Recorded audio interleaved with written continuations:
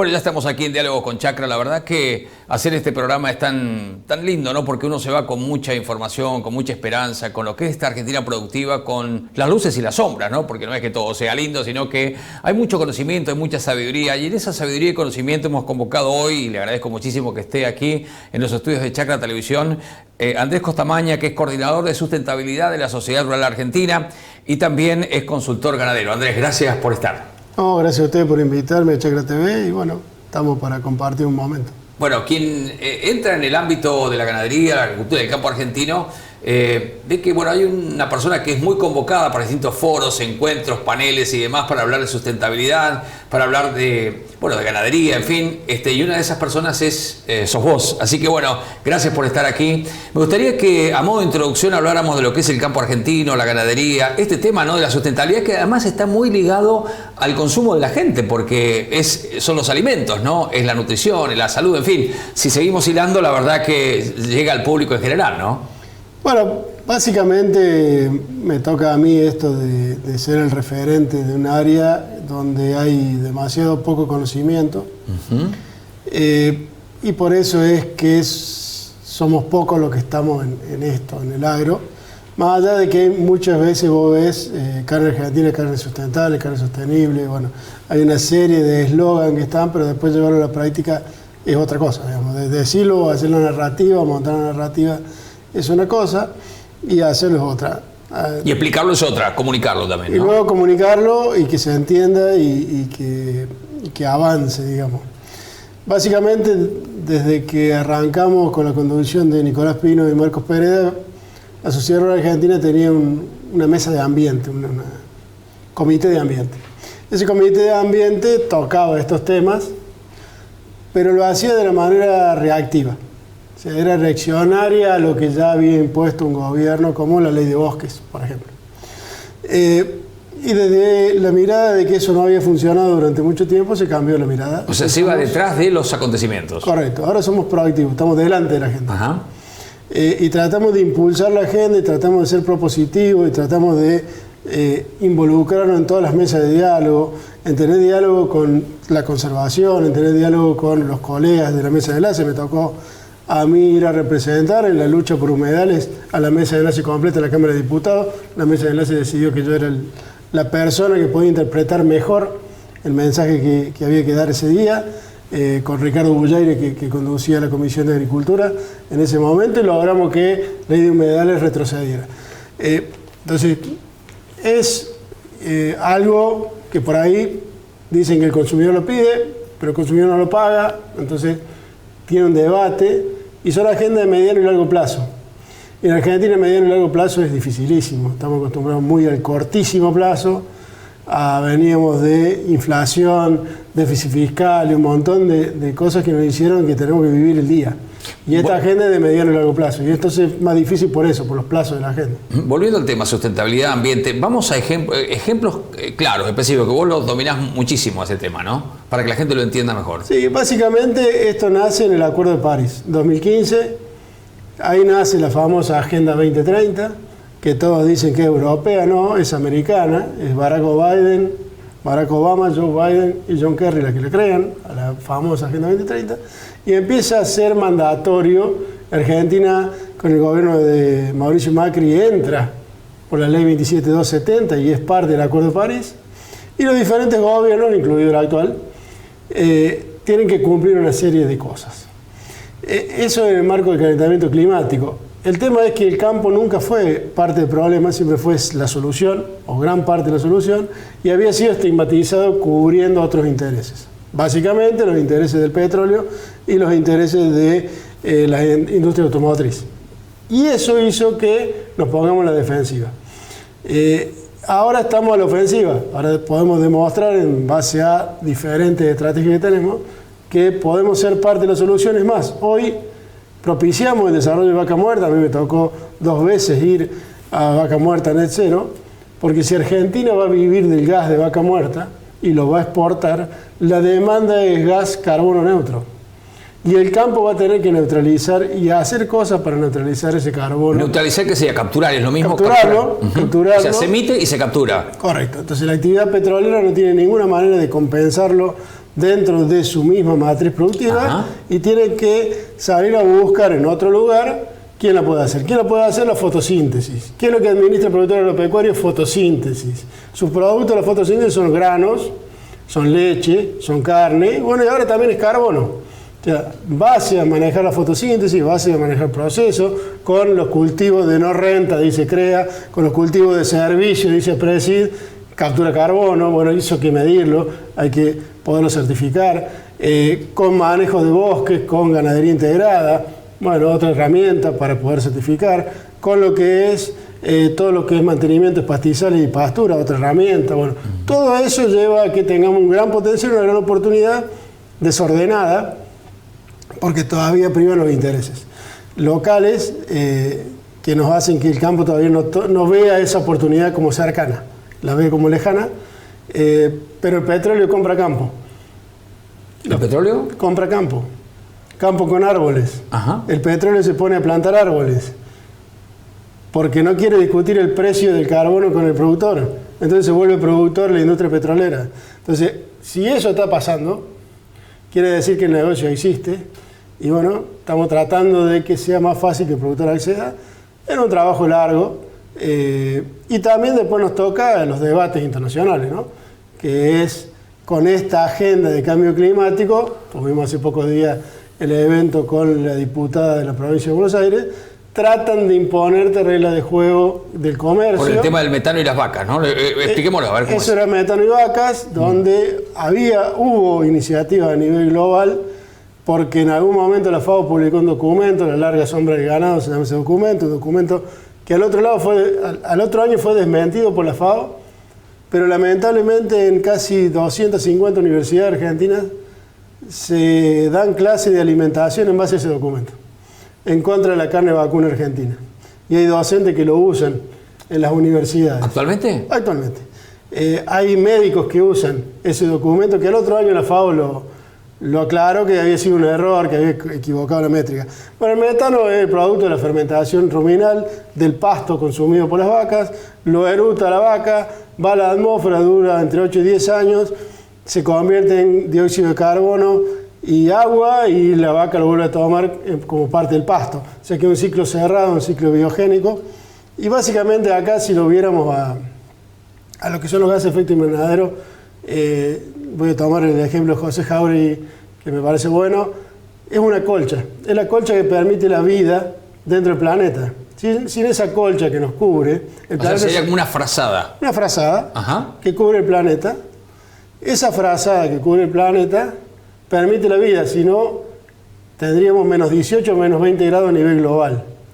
Esa frazada es la que permite que tengamos 20, 25, 30 grados. Hay momentos de invierno con helada, pero permite la vida. Ahora esa frazada se está engrosando. Y lo que están buscando es quién es el culpable de engrosar la frazada. Si son los combustibles fósiles, si es la minería o si son los alimentos. Y en esa lucha narrativa hay que ver dónde nos posicionamos, porque la frazada sigue creciendo, ya estamos padeciendo que la frazada nos está creciendo muy, muy pesada, y eso lleva a eventos de lluvia por demás o falta de agua. Argentina sufrió todos estos eventos en los últimos 5 años, desde ahora tener provincia de Buenos Aires inundada a antes tenerla con seca. O sea, claramente la frazada está quedando engrosada y hay que buscar una alternativa para que vuelva a ser la que era. Y ahí es donde viene la discusión de intereses económicos. ¿Quién tiene que hacer el esfuerzo? El petróleo, la industria automotriz, los ganaderos. Le ponemos un impuesto al metano para que los ganaderos emitan menos o tengan menos vacas. Bueno, eso ya se probó en el mundo, no funcionó. Se encarecieron los alimentos, se encareció la leche, se encareció la carne. Países Bajos perdió stock ganadero y perdió ganaderos y perdió lo otro que hace la vaca, que es el arraigo. Entonces, cuando vos empezás a toquetear estas cosas en base a esto, un argumento ambiental que lo querés volver comercial, bueno, se empieza a complicar la agenda. Pero bueno, están estas iniciativas de, con ideología, tratar de imponer algunas cosas. Las vivimos en el Congreso de la Nación hace pocos días con los juramentos. O sea, la ideología hace que se instalen temas que, bueno, cuando la posición de los políticos, sobre todo los legisladores, es débil, son tentados a seguir a esto me gusta de las redes y ahí Sacan normas que después se vuelven una barrera a la producción. Pasa lo mismo con fitosanitarios y periurbanos, por ejemplo. Se monta una narrativa de que el glifosato crea cáncer. No hay en todo el uso del glifosato de la humanidad un caso de cáncer por glifosato. No obstante, algún video lo dice, algún legislador lo toma y se regulan cosas en el interior. Entonces, todas esas narrativas llevan a que la sociedad rural argentina tenga esta demanda de parte de su sector, de parte de sus socios, de ir a instalar la otra historia. Eso es lo que hacemos nosotros. Cuando nos tocó ir a Rafaela, fuimos a Rafaela a contarle a los concejales de Rafaela por qué no era como decía la otra parte. ¿Sobre qué tema? A ver. Eso era fumigación y fitosanitario en periurbano. Y por qué lo que decían era muy alejado a la ciencia y al conocimiento, y era sola narrativa ideológica. Y no fue bien, pero después la justicia santafesina decidió tomar un amparo. O sea, vos terminás de sacar una legislación razonable, pero el ambientalismo extremo y ideológico, que es muy violento en su verbalidad, pero también en sus hechos, te lleva por delante porque algún juez toma el amparo. Entonces, es una agenda compleja, donde mi mandato que me da Nicolás Pino es control de daño. Claro, tratamos de no hacer goles, sino que tratamos de que no nos hagan goles. Mientras te escuchaba, pensaba en el desafío de comunicar, el desafío de generar conciencia, el desafío de formar a otras personas, ¿no? Para que también multipliquen ese mensaje que es un mensaje que no es contra nadie, sino que es a favor de la verdad, ¿no? Porque de eso estamos hablando, ¿verdad? De eso estamos hablando. Habrá productores que cometen errores, como hay médicos que cometen errores, como hay taxistas que cometen errores, como hay policías que cometen errores, como hay maestros. Pero eso no es todo. Pero no quiere decir que eso sea la realidad general. Entonces, cuando nos ponen esas cosas, no, encontramos un bidón al lado de una escuela. Bueno, ¿quién llevó el bidón? Claro. ¿Quién lo colocó ahí? ¿Solamente hicieron un montaje para redes sociales o qué es? ¿No? Entonces empezás a ver cómo es. Por suerte, después de la pandemia, los jóvenes entendieron un montón de cosas. Hablabas de la pandemia, contá esa historia que es interesante, ¿no? Claro, los jóvenes en pandemia, todos cuando estuvimos encerrados no nos gustó, nos contaron esta historia del pangolín, el murciélago, el virus y demás, que el cambio climático y demás, y en ese momento la gente decidió que quería vivir más, que tuvo la muerte muy cerca, o la tocó muy de cerca, o la vivió muy de cerca, y los que pasaron ese evento decidió vivir más y decidió ir a un cambio de dieta por alimentos naturales. Y ahí decidió cambiar de todo lo que le decía el veganismo extremo, salir de los cereales que provocan celiaquía y que provoca obesidad, e ir a proteínas. Y dentro de las proteínas, las naturales producidas por los bovinos, porque son base a pasto. Y ese cambio disruptivo fue ahí en la pandemia, cuando estuvimos encerrados y demás. También apareció el libre de deforestación como un producto del encierro. Ver tantas redes, tantas pantallas y demás, hizo que los jóvenes europeos se sensibilizaran y vieran desmontes o deforestaciones en África, en Indonesia. ¿Ahí surge el tema de deforestación? Ahí surge el tema de deforestación. Hacemos una pausita, querido Andrés, y seguimos con este tema tan interesante, ¿no? Expectativa, entonces, ya muy cortito, y volvemos con Andrés Costamaña hablando de este tema, ¿no? De la pandemia, de la presencia de las vacas, de todo cómo influye esto, porque esto tiene que ver con nuestra vida, la vida cotidiana, y ahí es donde se juega el partido, pero bueno, Andrés trata de dar, digamos, esa visión más cercana a la verdad para que no haya confusión, ¿no? De eso se trata. Ya venimos,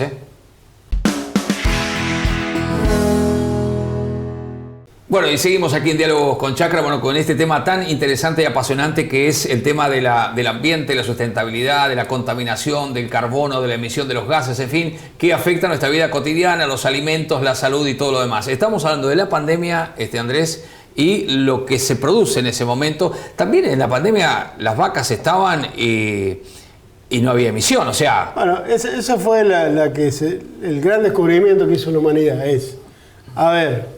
se pararon los aviones porque contagiaban a la gente del virus, se paró el transporte, se paró los colectivos, se pararon muchos camiones, no todos los de alimentos seguían circulando, pero se pararon los autos que venían a la ciudad porque nadie se podía mover y la atmósfera se limpió.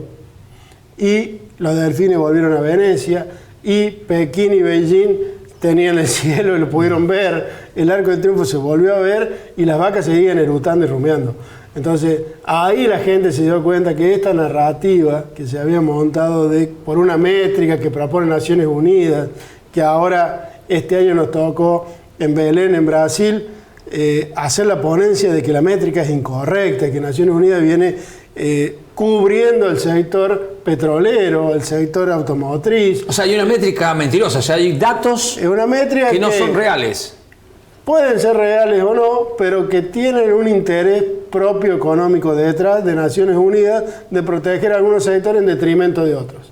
Y esa es la métrica que se usa para hacer los inventarios de gases de efecto invernadero que presentan todos los países. Entonces, nosotros que decimos, nosotros solos no, Argentina solo no, Sociedad Rural Argentina sola no, todos los países exportadores del sur, Nueva Zelanda, Australia, todos los que somos sudamericanos, le estamos diciendo a los del hemisferio norte, muchachos, esperen, fueron ustedes. Fue el hemisferio norte que se desarrolló y se quedó sin recursos naturales. Fueron ustedes los que hicieron la era industrial, fueron ustedes los que mecanizaron, fueron ustedes. Y el hemisferio sur se queda con los recursos naturales y la pobreza en Formosa, en Salta, en Santiago del Estero, en Catamarca, en La Rioja, me la quedo yo y ahora tengo que cuidar los bosques de Argentina en favor de la humanidad. Todo perfecto, páguenme. Claro. Eso tiene un valor, un precio. Esto tiene un precio. Claro. No lo podemos hacer gratis, por más que hubo una narrativa del gobierno anterior en la Argentina que decía que esos son bienes comunes. O vos podés escuchar a los diputados de izquierda diciendo que esos bienes comunes. Le regalamos los bosques a los alemanes. Claro. O a los americanos. Sí. Pero, ¿cómo es? Los alemanes tienen los Audi y los BM y nosotros tenemos los bosques y los pobres en Formosa. ¿Y cuál es el intercambio? No hay intercambio, lo tenés que proteger porque vos, la casa común, ¿no? Estas narrativas te ponen, somos todos culpables, la casa común hay que cuidarla, sí, pero para. Esto está en mi país. Entonces, negociemos. O sea, acá tengo soberanía y decido yo.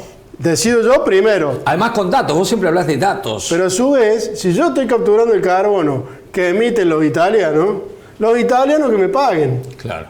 Y si no, listo, avanzamos nosotros en la parte productiva, veremos qué hacemos con los bosques, veremos. Entonces, eso hoy es muy difícil de lograr, apareció en los mercados de carbono como una alternativa, débil todavía, pero bueno, hay que seguir trabajando en esto de la narrativa, en cómo logramos la empatía social para que nos vea el ciudadano que hoy le toca habitar una ciudad, con empatía a los que somos los malos del campo que contaminamos.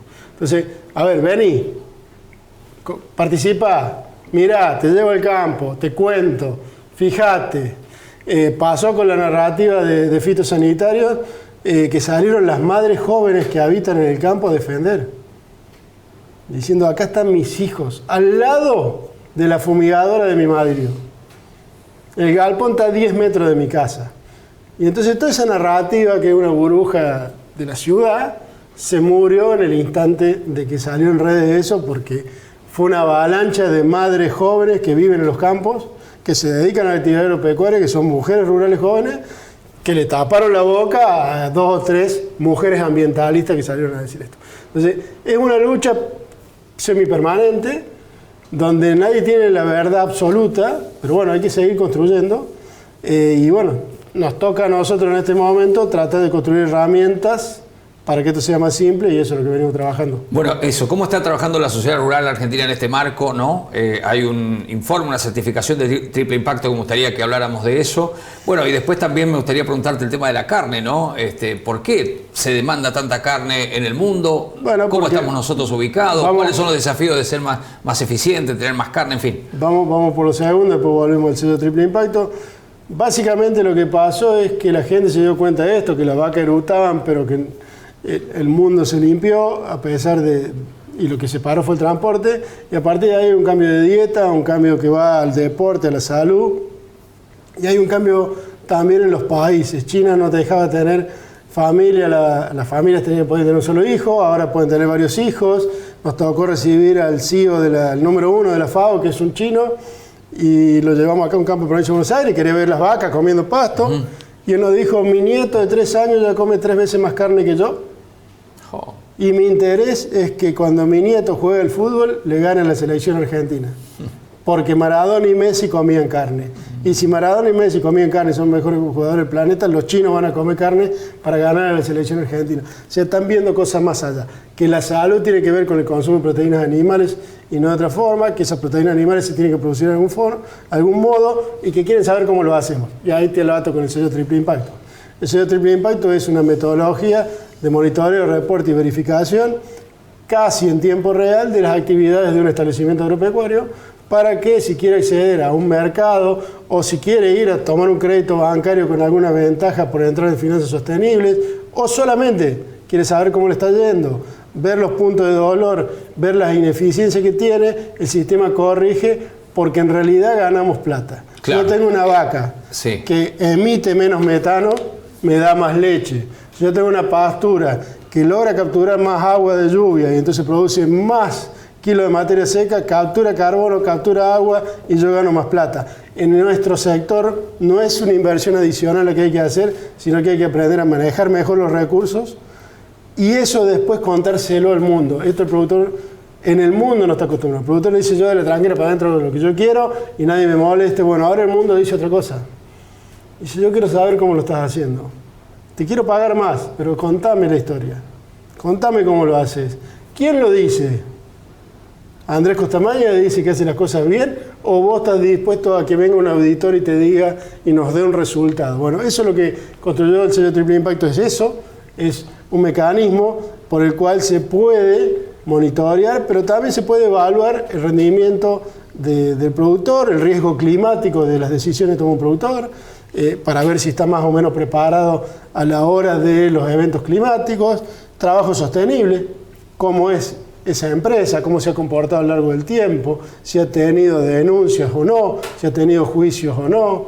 Bueno, y eso nos da un perfil de quién está haciendo el producto. Vos también hacías referencia a la cantidad de vacas que hay en el mundo. Hay menos vacas, por ahí es más eficiente y también se contamina menos. Es el otro dato también, ¿no? Muy simple que lo digo burdo, pero vos lo explicarás mejor. Cuando vamos a la lucha, porque muchas veces nos toca ir a la lucha, a Bruselas, a Brasil, a Belén, ahora a la COP, a Nueva York, fue la primera que me tocó a mí cuando llegamos, me dijeron, la FAO dice que los sistemas alimentarios son fallidos. ¿Los sistemas? Alimentarios son fallidos y son parte del problema, y nos tocó ir en el 2021, recién llegado a la rural, a debatir con la FAO en esos encuentros. Nos fue bien en casi todas las veces que fuimos, en otras no nos fue tan bien, pero básicamente lo que tiene que ver es con estas narrativas. A ver, el Departamento de Oceanografía de Estados Unidos todos los días lo miran los ambientalistas y reporta la cantidad de metano. Ahora, cuando yo le paso las estadísticas, 1990, que es cuando empezaron los inventarios, al día de hoy teníamos 1.100 millones de cabezas de ganado bovino. A nivel mundial. A nivel global, y hoy tenemos 927. Nacían 300 millones de terneros y nacen 280 millones de terneros. Ahora, en esa misma estadística se multiplicaron los autos por 5, de 1990 a la fecha. Se multiplicaron los aviones por 4. Se multiplicaron los barcos por 3. Entonces, en serio, muchachos, ¿el metano de las vacas es el problema? ¿O es el metano de la minería de carbón y de energía y el metano de los combustibles fósiles, que es lo que estamos disponibilizando? Y en esto Christian Felkan de CREA lo dice muy bien.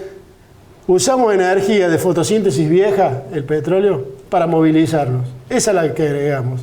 La fotosíntesis nueva de los procesos biológicos actuales no es incremental, esa está circulando. Entonces crece, las vacas la toman, lo erutan, da la vuelta, un ciclo biogénico cerrado. La que está engrosando la colcha, la que está engrosando la frazada, es la de la energía con la cual nos movemos. Después puede venir todo lo otro, si el auto es eléctrico, no es eléctrico, híbrido, bueno, veremos cuál es la solución.